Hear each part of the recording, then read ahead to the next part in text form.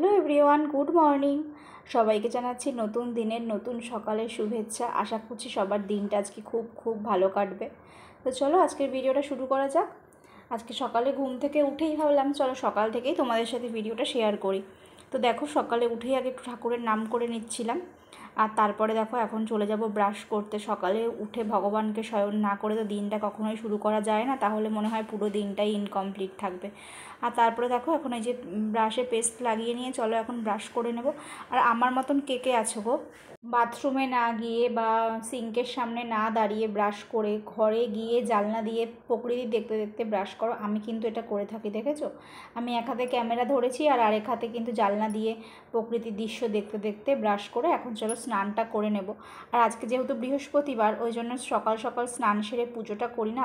বৃহস্পতিবার বলে কোনো আলাদা দিন নেই, প্রত্যেক দিনই আমি সকালবেলা উঠে আগে স্নান সেরে পুজোটা করে নিই, তাহলে মনে হয় যেন সারাটা দিনের অনেকটা কাজ কমে গেল।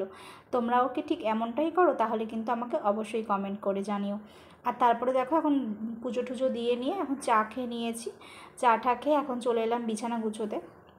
ছেলে যেহেতু ঘুমোচ্ছে তাই ভাবলাম চলো আমার এইসব যা কাজগুলো আছে, বিছানা গুছোনো আরও যা যা কাজ থাকে, তো সেগুলোকে সেরে ফেলি। আর আগে জানো তো এরকমভাবে কোনোটাই গুছিয়ে করতে পারতাম না, সবটাই আর কি শিখে গেছি। তবে এখন একটা জিনিস কি হয় বলো তো, মানে যখন যতবারই বিছানা গুছোই না কেন সব সময় যেন এলোমেলো থাকে। আর আজকে ভেবেছিলাম একটু বেডশিটটাকে চেঞ্জ করবো, ওই জন্য দেখো বেডশিটটা তুলে নিলাম, ওটাকে কাচবো। তবে হ্যাঁ, আজকে কাচবো না, দেখি কবে কাচা যায়। আর তারপরে দেখো এখন বিছানা টিছানা ঠিক করে নিয়ে এখন চলে এলাম সকালবেলা খেতে। আজকে ঠিক ভাত খেতে ভালো লাগছিল না, রোজ দিন তো আর ভালো লাগে না, ওর জন্য একটু ছাতু মুড়ি আর হলো সে চিড়ে নিয়ে খেয়ে নিলাম। আর বারবার করে খাচ্ছিলাম আর দেখছিলাম যে ছেলেটা ঘুমোচ্ছে, তো মানে এখন তো একটু হামা দিতে শিখেছে, ওর জন্য হামাগুড়ি দিয়ে যদি সামনের দিকে এগিয়ে চলে আসে উঠে তাহলে তো মুশকিল। ওই জন্য খাচ্ছিলাম আর দেখে নিলাম। আর আজকে জানো তো সকাল থেকে শুরু করেছিলাম দিনটা খুব ভালোভাবেই, তবে এই যত বেলা বাড়ছে আমার শরীরটা এতটাই খারাপ হয়ে যাচ্ছিল, মানে আর কোনো কিছুই করতে ভালো লাগছিল না। আর এখন দেখো ছেলেকে স্নান টান করিয়ে দিয়ে এখন ছেলেকে নিয়ে খেলছি। আর দেখেছো ও খালি বারবার আমার গালের মধ্যে চিমটি কাটছে আর এরম করছে। আর এই দেখো এই যে চেয়ার বলে না কি বলে, এগুলোকে ঘোড়া বলে আমি ঠিক জানি না, এটাকে ও অন্নপ্রাশনে পেয়েছিল, আমার মামা শ্বশুর দিয়েছে, তো সেটাকেই আজকে শ্বশুর ওকে সেটিং করে দিচ্ছে। কেননা এখনও পুরোপুরি বসতে পারে, তার জন্য ভাবলাম না এটা ওকে দিয়ে সেট করে দিলে তাহলে ও একটু বসে খেলবে। আর তারপরে দেখো দেখলাম বাইরে পড়ছে ঝমঝমিয়ে বৃষ্টি। আর কি করব, শরীর খারাপ থাক তবুও মানে কিছু করার নেই, সংসারের কাজ বাচ্চাকে দেখাশোনা করা সবটাই তো করতে হবে বলো। আর তারপরে দেখো আজকে কিন্তু রান্নাটাও পুরোপুরি কমপ্লিট হয়নি, ওর জন্যে আজকে এখন দুপুরবেলা অনেকটাই বেলা হয়ে গেছে, প্রায় 1:30 মতন বেজে গেছে এখন। বসিয়ে দিয়েছি ডিম সিদ্ধ আলু সিদ্ধ, হ্যাঁ ডিমের ঝোল করব।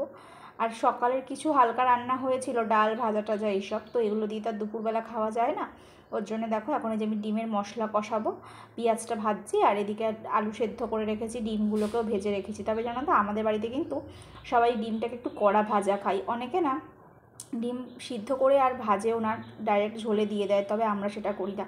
বিশেষ করে আমার বর্তমানে একটু হালকা ভাজা হলেও সেটাকে খাবে না, এরকম করতে থাকবে। তোমরাও কি এরকমটা খাও? আমাকে কিন্তু অবশ্যই কমেন্টে জানিও। আর দেখো এখন বলতে বলতে রান্নাবান্না সবটাই প্রায় হয়ে যাচ্ছে, শুধুমাত্র ডিমের ঝোলটাই করবো, ওর জন্য বেশি কোনো তাড়া নেই।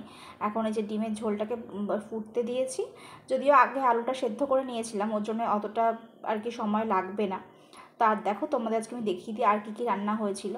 এখন দেখো এই যে এখানে রয়েছে ডাল, তো এই ডালটা আর এখন খাওয়া হবে না, সকালে হয়েছে আবার রাতের জন্য রেখে দিলাম। আর এখানে আলু ভাজা, কাঁকরোল ভাজা, পটল ভাজা, দেখো হাঁড়িতে রয়েছে ভাত, ওই জন্য সব কিছু গুছিয়ে এখন ডালটাকে যেহেতু দুপুরে আর খাবো না, ওর জন্য ডালটাকে সাইড করে এখানে তুলে রেখে দিলাম।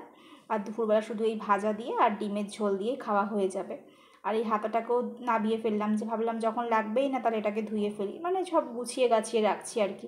তবে হ্যাঁ জানো তো, রান্না করব, সবাইকে সুন্দর করে খেতে দেবো গুছিয়ে, তবে রান্নার পরের এই যে এই কাজটা সব থেকে বিরক্তিকর লাগে। এটা নিয়ে কিন্তু আমি ছোট্ট একটা শর্ট ভিডিও করেছিলাম, সেখানে তোমরা আমাকে অবশ্যই কমেন্টে জানিও। হ্যাঁ, তোমরা কিন্তু আমাকে বলেছো যে তোমাদের সবারই এরকম হয় যে রান্নাবান্না করতে ঠিক আছে, কিন্তু রান্নাঘর পরিষ্কার করতে একদমই ভালো লাগে না। তবে কী আর করা যাবে বলো। আর তারপরে দেখো সন্ধেবেলা এখন, তারপর দুপুরবেলা খেয়ে দিয়ে আর রেস্ট নিয়েছি, একটু লাইভ করেছি, সেটা তোমরা দেখেইছো আগে।